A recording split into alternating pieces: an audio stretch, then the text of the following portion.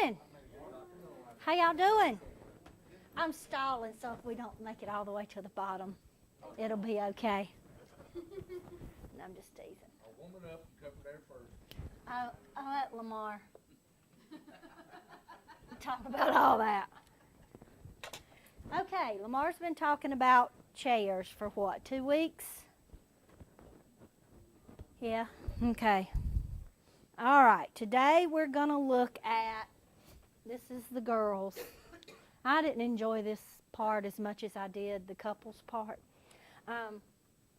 We are going to look at how we can use spiritual principles in the acronym chairs to decode the negative comments that our husband might make sometimes when we're not doing real good, showing him respect in these areas. So, when I was reading over this, some of these clearly, I'm like, ooh, I'm good. Lamar never says what goes with, in the book. And then some of the ones I was like, dang, he says this all the time. So I was sitting beside him and I was reading one night and I said, we'll do the, we'll do conquest. We'll start with conquest. I just asked him, I said, how come you never say, and I read to him what the author says some men say when they don't feel respected in the area of conquest.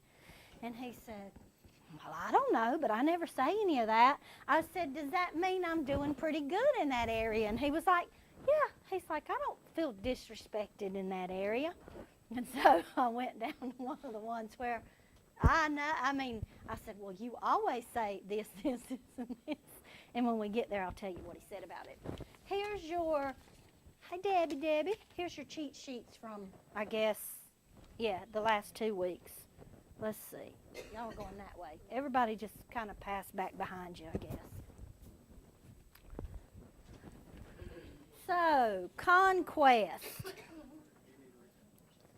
That dealt with, I shouldn't have erased all his notes, the man's desire to go out and conquer the world, the workplace. And just like with the couple, if the man feels unappreciated in the area of conquest, you will hear about it. I'm not sure that men are as good at letting us know what they don't like as we are. We're the talkers, we're the touchy-feely part of the relationship. I know if there's something going on at my house I don't like, I'm just like, look, I don't like this. Something's going to have to change because I don't like this. Lamar very rarely says anything like that.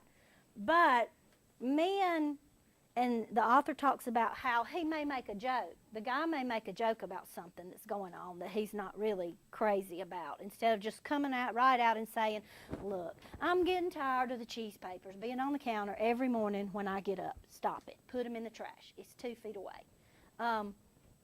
Lamar, I could never do the dishes again until Lamar goes in there and doesn't have a clean fork or a clean cup. He's not going to say a word about it. I could have piles in the floor that he has to walk over.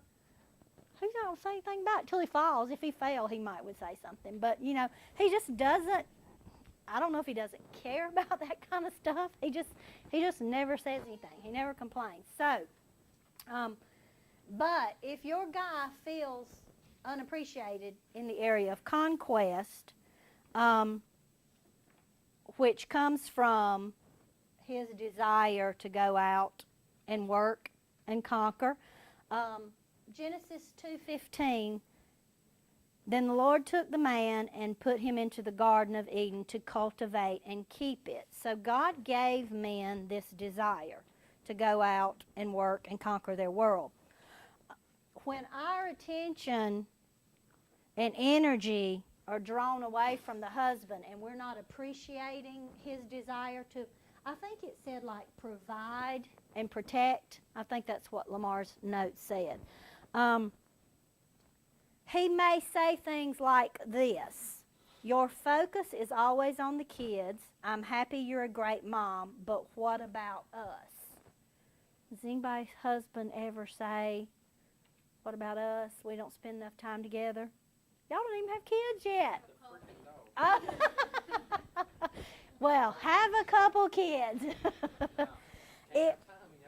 If your husband makes comments like that, instead of getting mad, apparently a lot of women do get mad because the author says it would be very easy for women, and apparently is very easy for women to come back with all that she does. And our lists are long, women. Very long. When he says us, we know, and the author says what he's really saying is, what about me? So when your husband says, what about us? Well, just know he means, hey, what about me? You're busy with the kids, with the job, with the house. Hey, what about me? He says we'll do well to decode those words and get the real meaning behind them. It's a cry for respect. And so,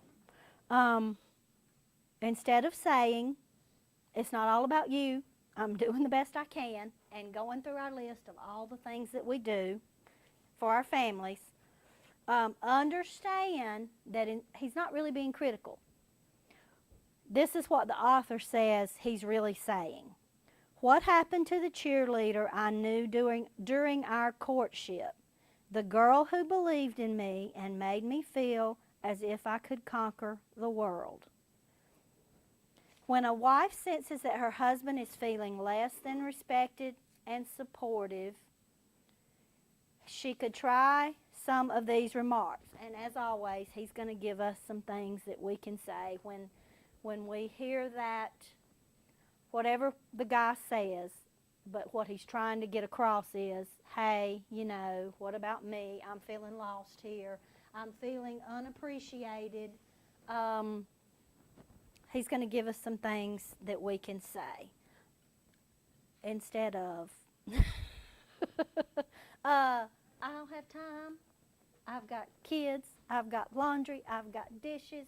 I don't know if y'all, Lamar, since I stay at home, I do just about everything.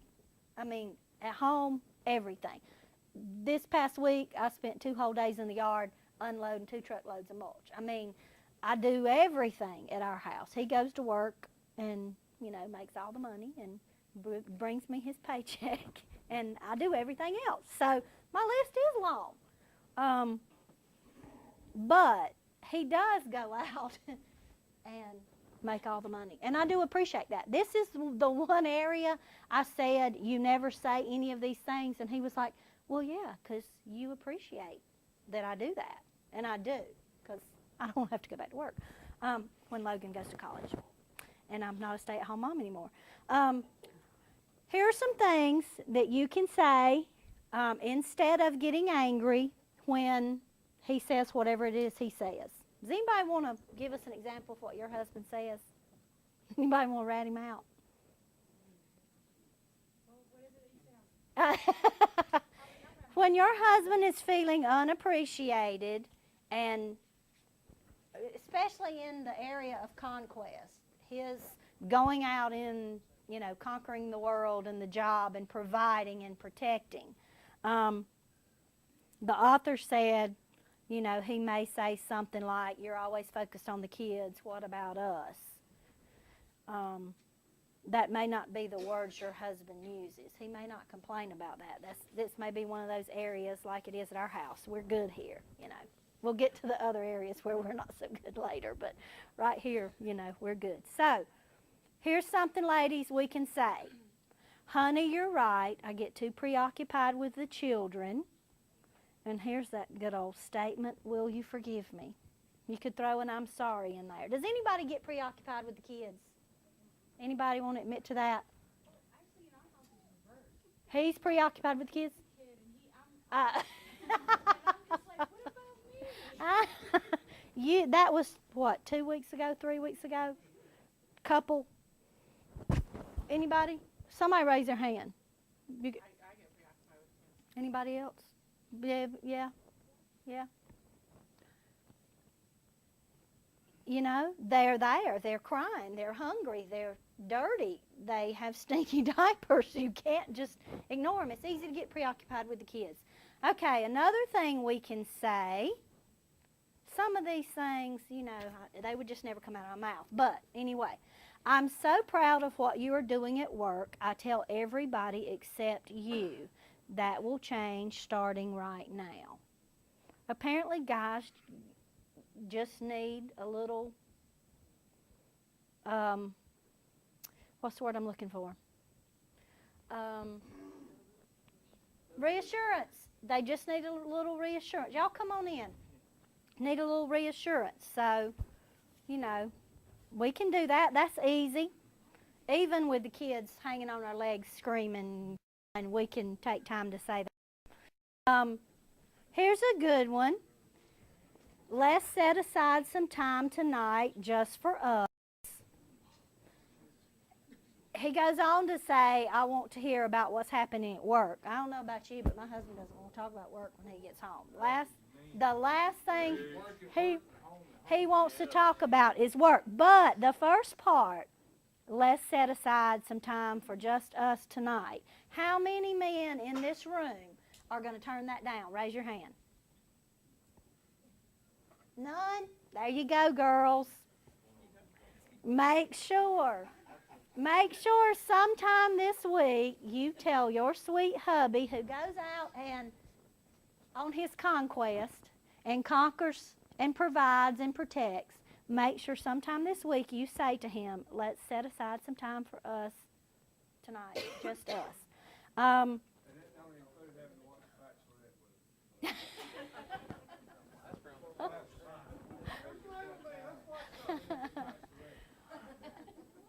Okay, but on the flip side, if you say, come lay with me, let's watch, is it not the race? Not necessarily.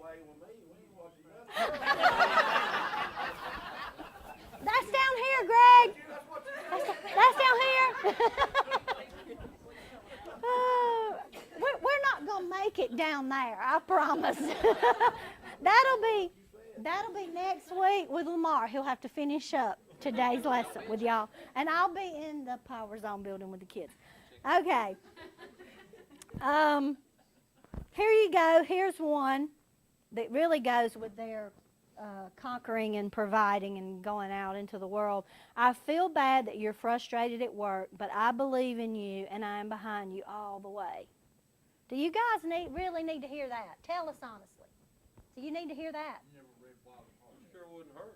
It wouldn't hurt. You'd like to hear that? Kyle, would you like to hear that? Huh? I do hear that. Awesome. Good. Jim gets a check in this category too.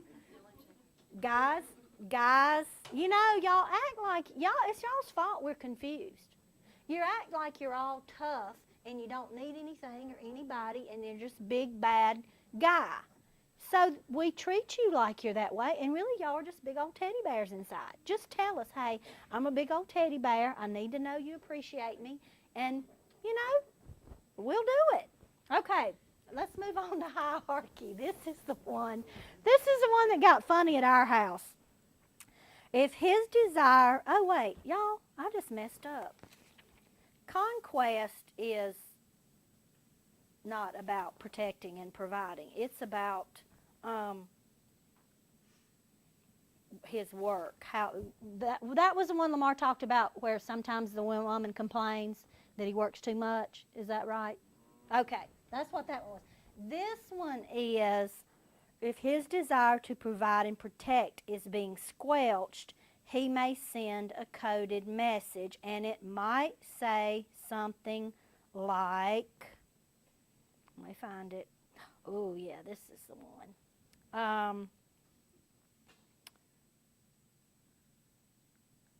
He might use the nag word in this one. He might say things like, quit complaining, you're a nag. Nothing I do is good enough. You're never satisfied. Or even, you're a worrywart. This one, y'all better not be saying this. If you do not like what I earn, then you go back to school and improve your career options so I can live off of you.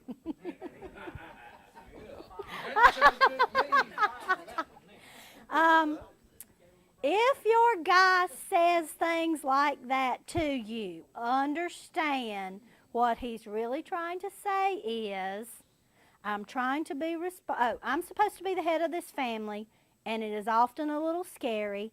I'm trying to be responsible, and you could help me by telling me that you respect my desire to provide for you. So I asked Lamar, I'm feeling good. I'm coming off conquest. I get an A+ in that area. I really appreciate that he provides, and I let him know that I appreciate that he provides. And we get to hierarchy, and all I said was the word. And he said, hierarchy? There's no hierarchy around here. And I was like, okay.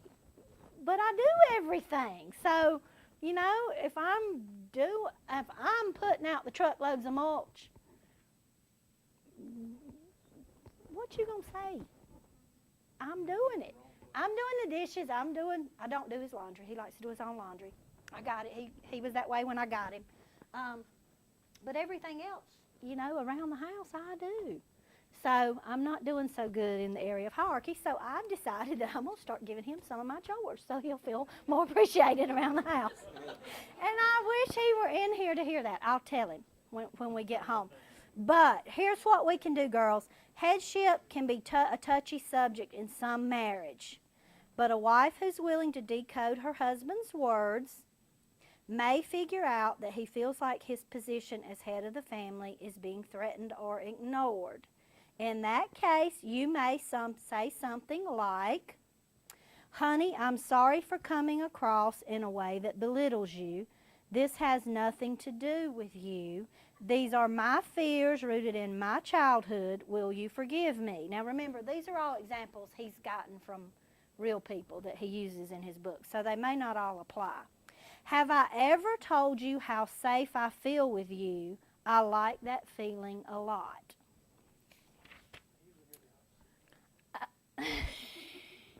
I often thank the Lord for how you protect and provide for me and the kids. That's just a good one, y'all. Guys, would y'all like to hear that? Yeah? That sounds like a good one to me. If I were a guy and I were out working and providing, I would like to hear that, probably. I'm so thankful I married a responsible man. It means a lot to me. Y'all want to be seen as being responsible? Well, you got to kind of be responsible to hear that one. So, guys,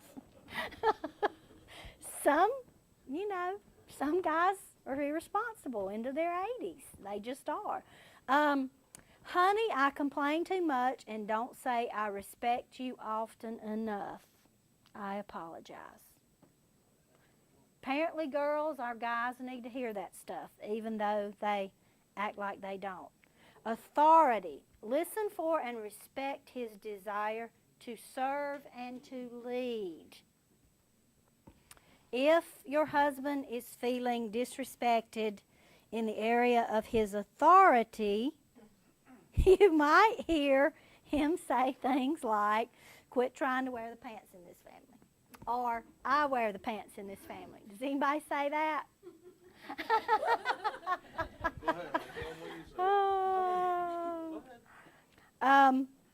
A wife must decode. Listen, Marie. A wife. Listen. A wife must decode his words and understand he is not saying, I don't love you.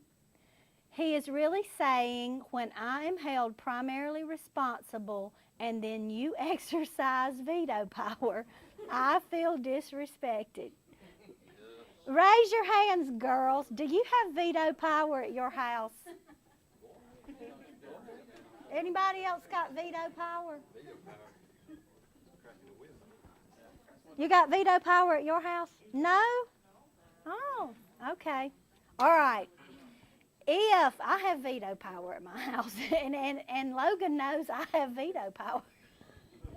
That's over here. No. Logan knows that I have veto power at my house, and so he will ask Lamar something, and then he'll say, "Is Mama just gonna say we can't do this?" But at my house, that is necessary so that everyone at my house stays alive. Because there are some things that my husband says to my child, "Let's do." There's no way it's happening. So I have to exercise veto power for the safety of everyone involved. Sometimes I have to say no. And when we talk about authority, the author adds this: in a love and respect marriage, there should be give and take about decisions that affect both spouses. But when a husband has to make the call, he appreciates a wife who respects him, even if she strongly disagrees with what he is doing. So the author's not saying just because you're the guy, you get to make all the decisions. Marriage is mostly a compromise. You got to give and you got to take, and you got to be willing to win some and lose some. It's just like kids. You got to pick your battles with kids, especially teenagers. Everything can't be a war with teenagers, or you can just war all day, every day. You got to pick your battles.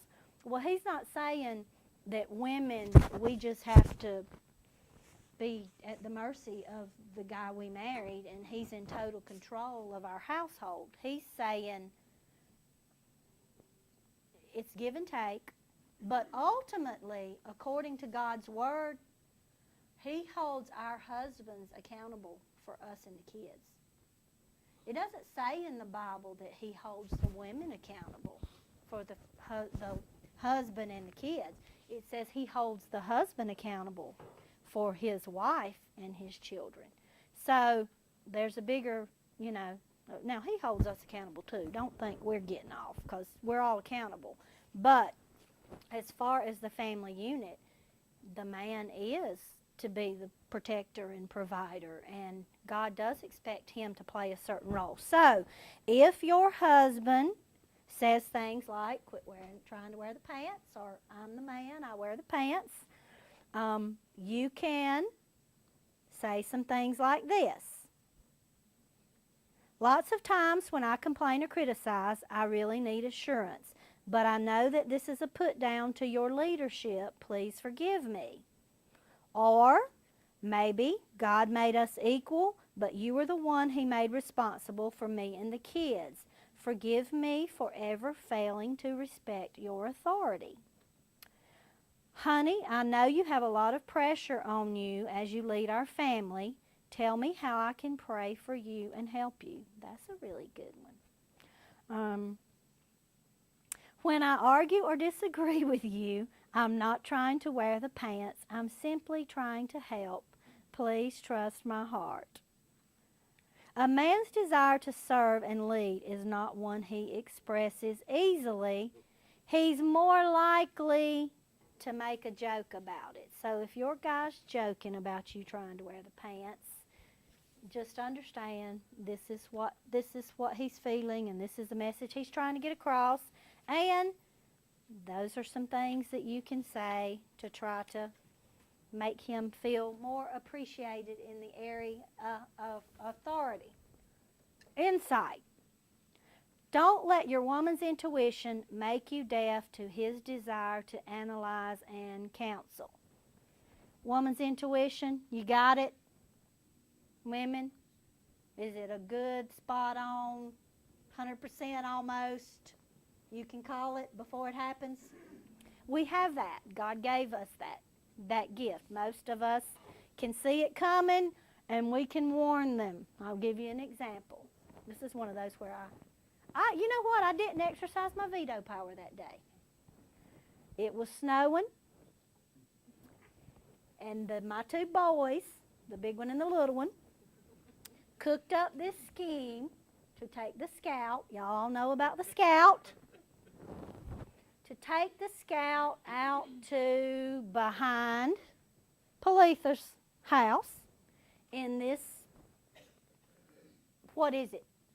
No, it's not a field, it's like a hole. It's like a hole. Logan took me out there and showed it to me the other day.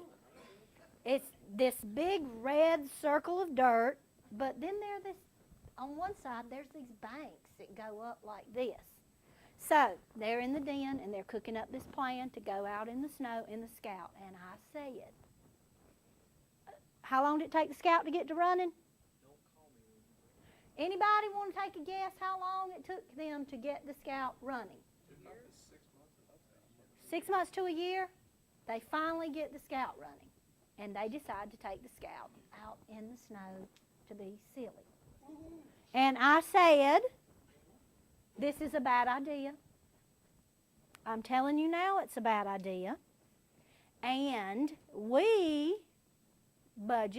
Maccabee budget, does not have money to get that Scout running again. So if you break something,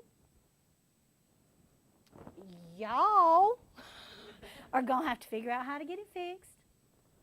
And don't call me, because I'm not coming out in the snow. Y'all should know better. One of you should know better. The other one should listen to his mother. Guess what happened? No, that wasn't the Scout. That was Logan's truck. They did break the Scout. The snow one was Logan's truck. And I said, we cannot fix your truck. You don't have the money to fix your truck.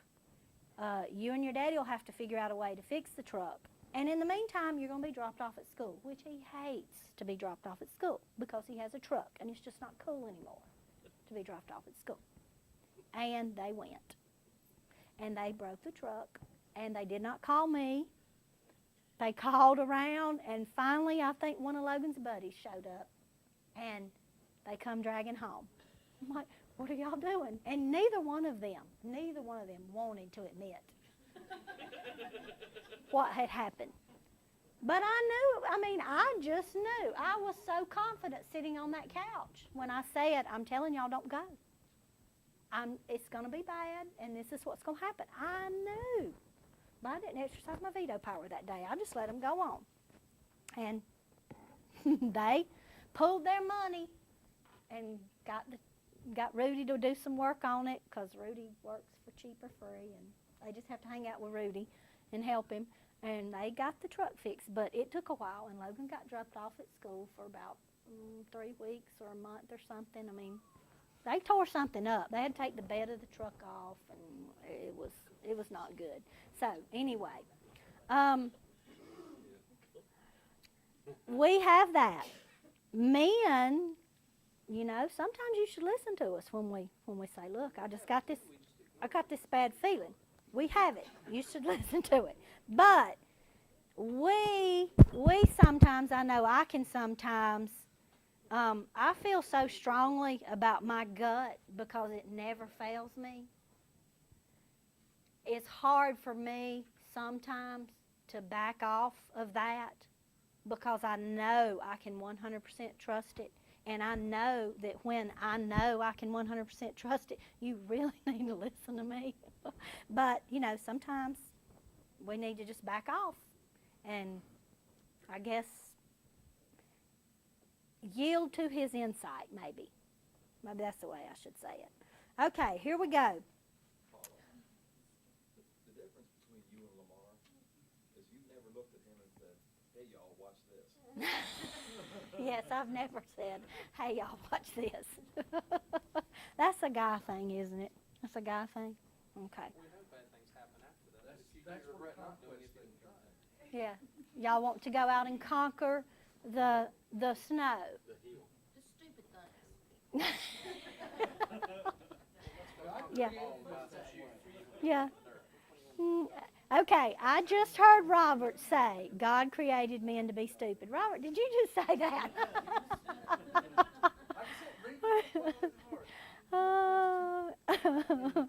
Yes, guys do. It's pretty much universal. Guys want to go. I don't understand it. Little 4-year-old boys will hear a loud truck and they're going to turn in the direction. The motorcycle, the truck, the whatever. They're born with it. It's in there. It's amazing to watch a little boy and the things that, I mean, Logan McAbee thinks the greatest thing in the whole wide world is a loud sounding truck. How many girls have ever said, "Oh, that boy's truck's loud, I want to ride in it"? I could care less. Oh, Shannon, put your hand down. Put your hand down. Well, maybe. Motorcycles. Yeah, okay. All right. Maybe some girls want to get in a loud sounding truck or, but Logan thinks everybody in the whole world. He can ride down the road and everybody likes the sound of his truck. Really? Okay, here we go. Don't let your insight and your intuition make you deaf to his desire to analyze and counsel. When a wife senses she's acted disrespectfully towards her husband by rejecting his suggested solutions, this is where we want to tell you stuff and y'all want to fix it. And sometimes we do that too, Robert. But when we go to lunch with our friends, our girlfriends, we tell them, I'm just having a terrible day, and we unload. They don't tell us how to fix it because they don't know either. And they know we just need to get it out because as soon as we get it out, we feel better. Do we not? Just saying to somebody else, I am having the worst day. Logan McAbee's driving me crazy. His daddy's not making it any better. He's encouraging him to do it. And, it's dangerous. It's going to end bad. I can just tell a girlfriend that, and I feel better about it. And I realize, okay, they're really not going to kill themselves. They're just going to wreck the truck. And, they're going to have to pay for it. So, So we just need to get it out. You guys want to fix it when we get it out. And sometimes we don't appreciate that. When we act disrespectfully toward our husband and reject his suggested solutions, we can use these phrases. Honey, I'm sorry. I know you're trying to help. It's just that I need you to listen for a while. That is what will make me feel better. Just listen. I know I can depend too much on my feelings. Oh, I don't know why I marked that out. I thank the Lord He has given you to me because I need your insights. We tend to be a little more on the emotional side. Sometimes we can get worked up about stuff. And we do need y'all to calm us down and settle us down and say, you know what, it's not the end of the world. It'll be okay. And sometimes we probably don't appreciate you guys for that. Here's a good one. Honey, we make a good team. With my intuition and your insight, we can handle a lot of problems. That's a pretty good one, too. I apologize for acting like I don't want your opinions on how to deal with the kids. I need your input. It's just sometimes that I get so frustrated. I feel like nothing is working, and I take it out on you. Please forgive me. Anybody with kids ever get frustrated and feel like nothing works? Oh. I believe you met Bob. Yeah. It's not Bob, honey. It's all kids. It's all kids. We waited 6 years to have Logan. Most of our friends had children before we did, so we just kind of sat back and we watched. And we watched what they did right, and we watched what we thought they were doing wrong. And one day we looked at each other and said, you just gotta double team them. That's the only way to survive this. You've got to stick together, be on the same page, and just double team them. And so, we have insight, you have insight, we have intuition. Together it makes a good team, Just double team them. And we only have one, so we can. Some of y'all are outnumbered. I don't know how y'all manage at your houses when you're outnumbered, but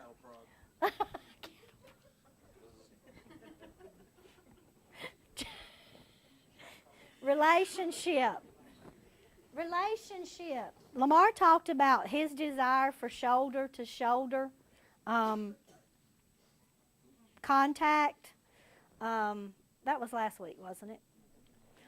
And it may seem a bit odd to us because, was it last week he talked about the study where the guys sat side by side and the girls went in the room and sat down across from each other every time? You know, it's weird. It's weird to me. It's probably weird to y'all, but it's normal and natural for them. So, I know I always want, you know, face-to-face with Lamar. And before we did this, I never really thought about him wanting shoulder to shoulder with me. I mean, girls are just naturally face-to-face, so why wouldn't everybody be? So, but it's not the truth. Guys are not face-to-face. If I really, now that I've thought about it, if I walked outside and I saw Logan and Jake or Logan and Braden face-to-face having a conversation like I have with the girls, I'd be like, what in the world are those two boys? Lamar, do we need to go out there? What's going on? They don't interact with each other that way. They really don't get that close to each other. I mean, you know, men will go to the movies and leave a seat in between them. Y'all do that? Scott? No, don't even ask. Leave a seat. Does Don do that? I don't know where that ain't got nothing to do with it. Oh. They've got their own little thing going over here, just ignore it. Oh. They're still on your Behave. Y'all behave or you're not getting They're to on the... the same page, though, but they might not be on the same page as you're on. Y'all behave or we're not going to make it to the last one. How about that? I am. I'm trying. Listen to this. I thought this was funny, and it's something I really never thought about. When a wife is friendly and shows that she likes her husband, particularly by doing shoulder-to-shoulder activities with him, he will feel respected. But when she becomes so immersed in her own schedule and duties, she seems to have no time for him, then she might hear something like, "Can't you let that go for a few minutes? Come and sit with me and watch the last 2 minutes of the game." He responded to one wife this way when she wrote him a letter about what was going on in her marriage. He says, "You can do 3 things to turn your marriage around. 1, be his friend. 2, be friendly. 3, be his friendly friend. P.S. In case I forgot to tell you, be his friend." And then he asked her to list 7 things that they could do to become more friendly. Ask her, list 7 things you can do to become more friendly with your husband and start putting these things into practice, and then write back in 6 weeks and tell me what happened. And he does this a lot. Typically, he gets responses like this from the husbands. Well, the wives say the husbands have said these things to them. "Who are you and what have you done with my wife? I don't know what drug you're taking, but don't kick this habit." So apparently, girls, we don't do a really good job in the area of being friendly and doing shoulder-to-shoulder activities with our husbands, because if you intentionally do that, apparently it gets a response. So, here, oh no, we are there. All right.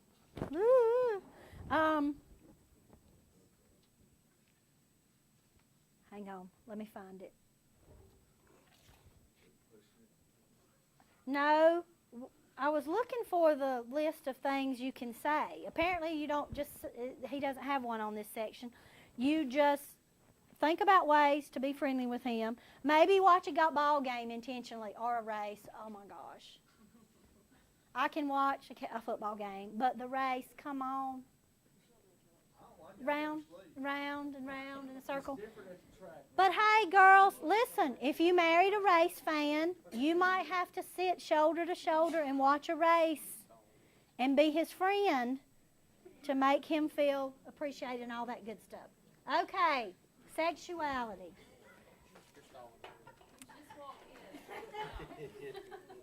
Kyle's gonna help you with that. Yeah, no. You do not say a word, Kyle. I could have brought my shoes for sure. Listen carefully. His desire for sexual intimacy is much deeper than merely physical.